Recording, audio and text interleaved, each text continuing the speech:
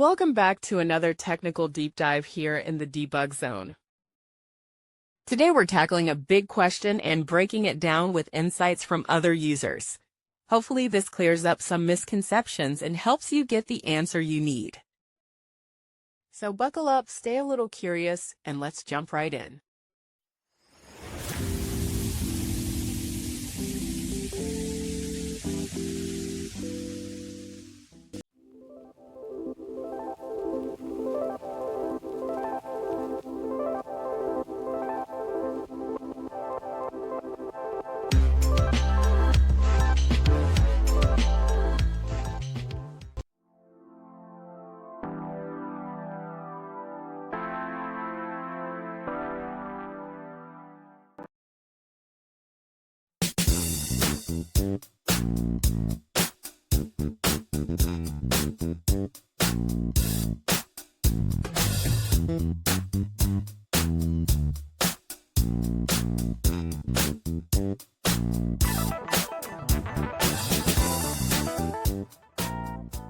And that's a wrap.